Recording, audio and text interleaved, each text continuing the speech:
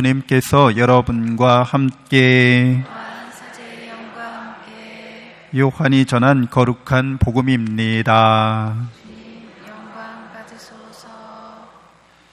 그때 예수님께서는 유다인들에게 내 아버지께서 여태 일하고 계시니 나도 일하는 것이다 하고 말씀하셨다. 이 때문에 유다인들은 더욱 예수님을 죽이려고 하였다. 그분께서 안식일을 어기실 뿐만 아니라 하느님을 당신 아버지라고 하시면서 당신 자신을 하느님과 대등하게 만드셨기 때문이다.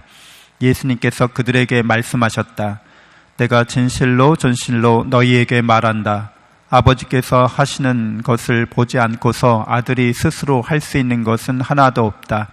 그분께서 하시는 것을 아들도 그대로 할 따름이다. 아버지께서는 아들을 사랑하시어 당신께서 하시는 모든 것을 아들에게 보여주신다. 그리고 앞으로 그보다 더 큰 일들을 아들에게 보여주시어 너희를 놀라게 하실 것이다.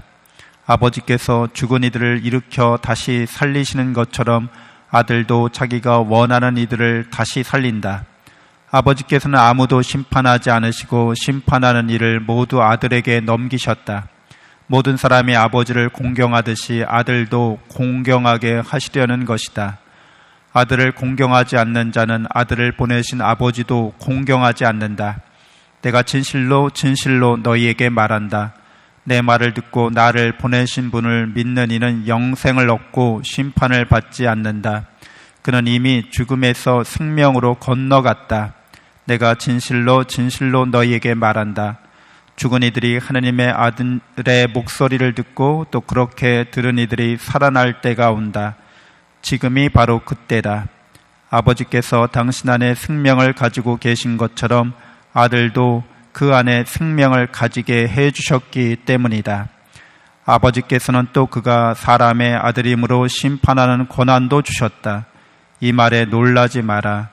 무덤 속에 있는 모든 사람이 그의 목소리를 듣는 때가 온다. 그들이 무덤에서 나와 선을 행한 이들은 부활하여 생명을 얻고 악을 저지른 자들은 부활하여 심판을 받을 것이다. 나는 아무것도 스스로 할 수 없다. 나는 듣는 대로 심판할 따름이다. 그래서 내 심판은 올바르다. 내가 내 뜻이 아니라 나를 보내신 분의 뜻을 추구하기 때문이다. 주님의 말씀입니다. 그리스도님 찬미합니다. 참 예수님, 하나님의 복동이 고맙습니다.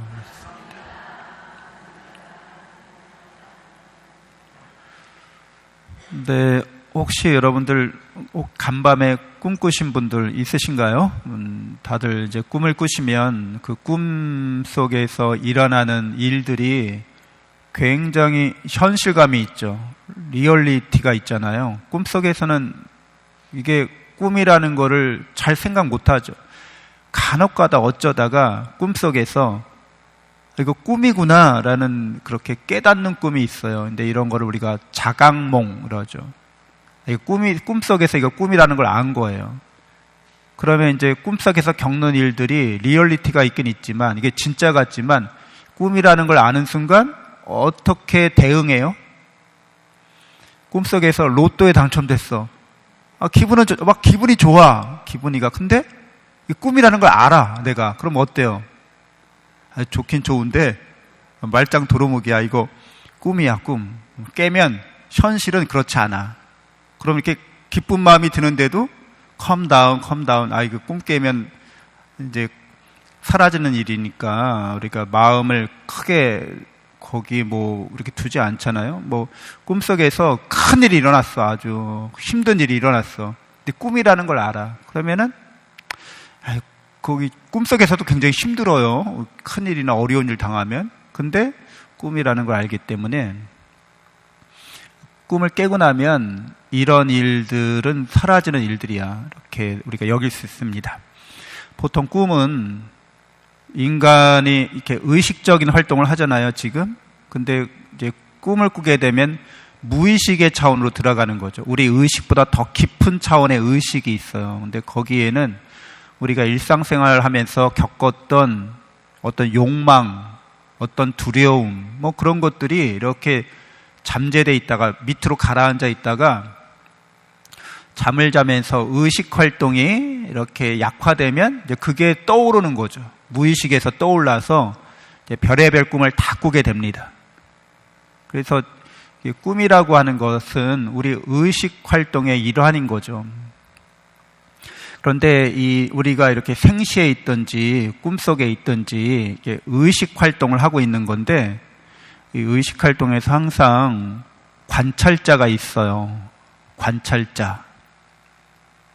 그 모든 것을 환히 들여다보고 있는 자가 있는 거죠. 꿈속에서는 눈을 감았잖아요. 잠자니까 당연히. 그 꿈속에서 보는 것들은 이 눈으로 보는 게 아니죠. 마음으로 보는 거죠. 근데 마음으로 보는데 거기서 일어나고 있는 모든 일들을 마치 눈으로 보는 것처럼 보고 있고, 그 모든 것들을 보고 있는 자가 있는 거죠. 근데 여기서 아까 제가 힌트를 말씀드렸는데 자각몽이라고 하는 거, 그거는 이렇게 우리가 보고 있는, 이렇게 보고 있다고 하는 것이 알아차린다는 뜻이기도 해요. 알아차린다. 뭘 알아차린다는 거예요? 이게 지금 꿈속이라는 거를 알아차리는 그런, 그러니까 어떻게 보면 우리의 의식 중에서 그 의식을, 우리 의식 통틀어서 우리 의식을 관찰하는 자인 거죠. 그걸 알아차리는 자인 거죠. 좀 약간 어려울 수는 있어요. 근데 우리는 우리의 의식이나 무의식을 다 이렇게 관찰하는 자가 있어요. 그래서 그 관찰하는 자는 이제 이 세상을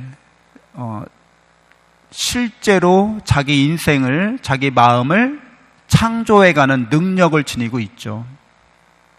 그러니까 우리가 어떤 마음으로 나 자신을 바라보는지, 세상을 바라보는지에 따라서 그러한 삶이 이렇게 펼쳐지게 만드는 힘이에요. 우리가 스스로 우리 자신의 마음을 들여다볼 수 있을 때, 이 생각은 좋은 생각, 이 생각은 나쁜 생각, 내가 이런 기분, 이런 감정을 느끼고 있다는 것을 잘 알아차리면서 그것을 아는 만큼 그것을 잘 통제할 수 있는 힘이 생기게 마련입니다.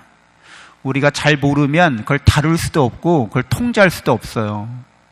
근데 우리가 우리 마음을 관찰하고 있다는 것은 우리가 우리 마음을 그만큼 알아가는 거고, 아는 만큼 힘이 생겨서 그것을 이제 우리가 통제하거나 우리가 이렇게 운영할 수가 있게 되는 거죠. 드라이브가 운전하듯이. 그래서 누구나 이제 자기 마음을 들여다보는 연습을 할 필요가 있어요. 내 생각이나 내 감정을 관찰하는 훈련을 하는 거죠. 근데 이런 능력이 우리에게 주어져 있고, 무엇보다도 우리는 그래서 우리의 생각을 바꿀 수도 있고 우리의 감정을 변화시킬 수도 있는 그런 힘이 우리에게 내재되어 있고 우리에게 잠재되어 있다는 것을 이제 개발해야 되는 거죠. 오늘 예수님께서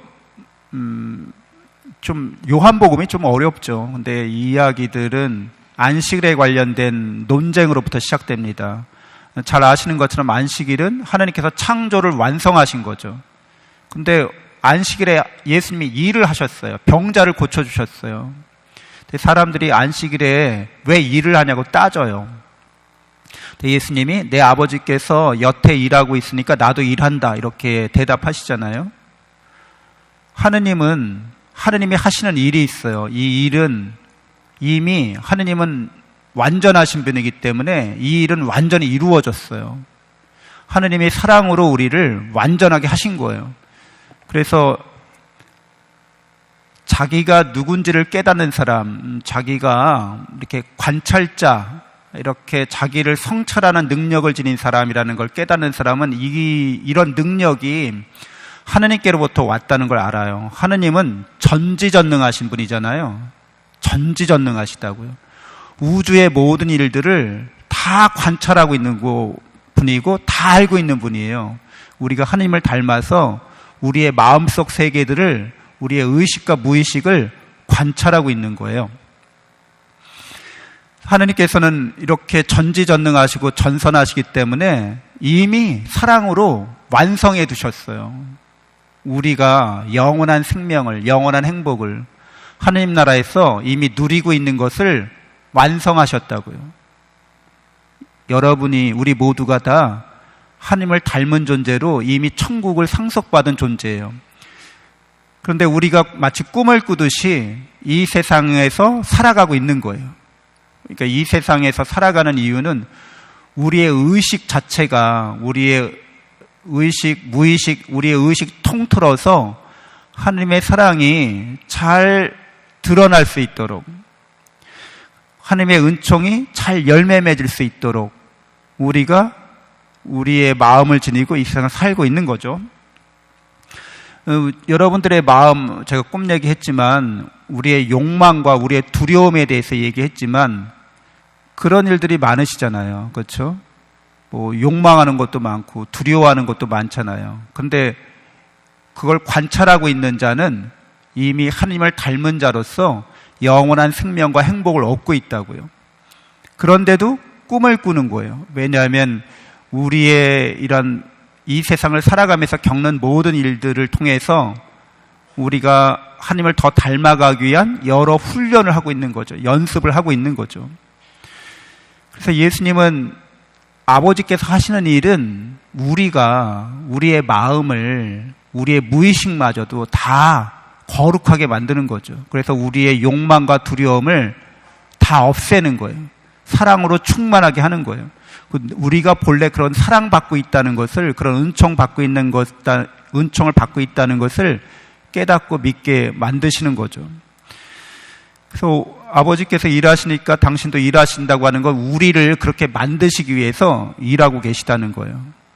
우리가 어떠한 욕망도 다 충족된 사람이라는 걸 일깨워 주시려고, 이미 충족됐다는 걸, 어떠한 두려움도 우리로부터 하나님께서 지켜주신다는 것을 깨닫게 하시려고 예수님은 일하고 계시다는 거예요. 그래서 예수님이 십자가를 지고 죽으시고 부활하신 것은 우리에게 영원한 생명을, 우리를 죄악과 죽음에서 지켜주시고 구원하여 주신다는 것을 확실하게 드러내시는 겁니다. 그러니까 우리는 하나님께서 예수님을 통해서 하시는 일에 우리도 동참해서 일해야 되는 거죠. 그래서 예수님께서 말씀하십니다. 죽은 이들이 하나님의 아들의 목소리를 듣고 그렇게 들은 이들이 살아날 때가 온다. 지금이 바로 그때다. 이렇게 말씀하십니다. 누구든지 예수 그리스도를 통해서 하나님의 사랑의 말씀을 들은 사람은 이미 영원한 생명으로, 영원한 행복으로 나아갔다는 걸 뜻합니다. 예수님이 우리를 사랑한다고 우리를 늘 사랑으로 부르고 계시다는 거예요. 그 영원한 사랑을 예수님을 통해서 들은 사람은 천국을 이미 갔다는 거예요. 그러니까 그 예수님의 사랑의 소리를, 영원한 사랑, 완전한 사랑의 소리를 듣지 못한 사람, 깨닫지 못한 사람은 늘 죽을까봐 두려워하고 뭔가 잃어버릴까봐 전전긍긍하면서 살게 된다는 거죠. 오늘 제1독서에서도 이사야 예언서를 말씀하십니다. 갇힌 이들에게 나와라 하고 어둠 속에 있는 이들에게 모습을 드러내어라 하고 말하기 위함이다. 우리가 죄악과 죽음에, 욕망과 두려움에 이렇게 사로잡혀 있거나 갇혀 있거나 어둠 속에 이렇게 머물고 있을 때 하나님께서 늘 우리를 사랑으로 부르신다고, 그 사랑의 은총의 소리로 우리를 이끄신다고 성경은 말해주고 있습니다. 잠시 묵상하겠습니다.